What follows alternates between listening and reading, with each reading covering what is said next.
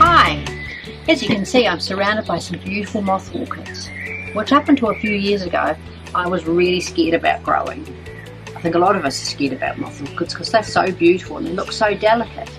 But they are in fact really easy to grow.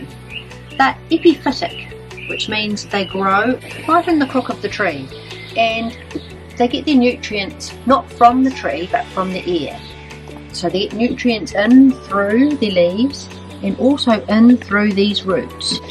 Because the moth orchids take all the nutrients in from the air and their natural watering is actually rainwater, they don't want to sit in water at all. It's really important that you don't have their roots sitting in water. So when you come to water them, maybe once a week, once every fortnight, just depending on how hot it is, you can take them out of their pot. So if you take them out, plunge this into water so it's entirely covered in water, then take it out and let it drain really well. Leave it out for an hour or so, let it drain away, and then pop it back into your pot, ensuring that there's no water left in the bottom. So orchids like to live in quite well lit areas but not direct sunlight, because they're normally living under a forest canopy and they love humid conditions. So one thing you mustn't do is place them anywhere near an air conditioning unit, which would just dry them out.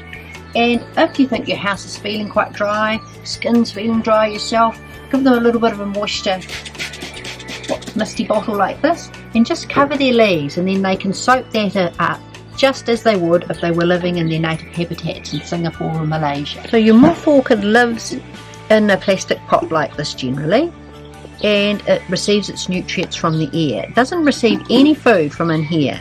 So it's important that you feed it regularly with a proprietary orchid fertiliser. There's liquid ones and there are little spikes you can pop in, and that will really ensure that your orchid provides as many blooms as possible. Moth orchids like these just won't flower for weeks. They'll flower for months on end, as long as you don't overwater and you feed. This lovely specimen here was repotted last year from a small pot, from two small pots actually like this. This plant here is 9 years old and the plant on the left is 7 years old, and we combined them together last year to get this lovely display.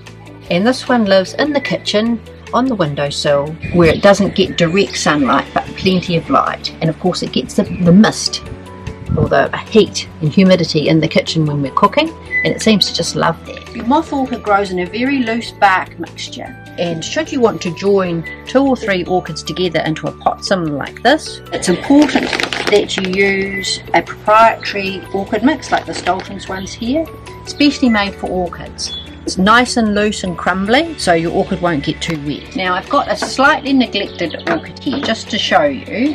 When your flower stems have finished, you need to trim it back. Now the thing is that you shouldn't trim it back down the bottom here. That is not the thing to do, or you'll be waiting months and months to get another stem of orchids. You can see here where it was trimmed last time, and it must have been trimmed up to about here, and then it would have died back down to this little node, and from there it produced a new flower stem. So when this one has finished flowering and this one is finished flowering, just drop it back down to here, and then you will get another flower stem either from this little node here, or another one may be produced down here, but most likely here. What you don't do is you don't cut it down here. So we can see how the little branches died back to here, and we'll just tidy that up now, like that, and this one here too. And then we'll just restake it, and we may get some more flower stems out of here and possibly out of there. So it pays just not to be too ruthless when you're trimming. You just don't know where it's going to produce the next stem. Now the moth orchids come in a range of different colours, and some are even spotted. This is just a few here. And a well-fed, well-cared for orchid can flower for up to 9 months of the year in New Zealand. So just to finish up, to keep your orchids looking as gorgeous as these, water regularly. Don't let your orchids sit in water. Feed them fortnightly with a proprietary orchid fertiliser. Keep them out of windy conditions, and they want to be kept in temperatures above 18 degrees. And then you'll have super duper orchids just like this, flowering and flowering at your house.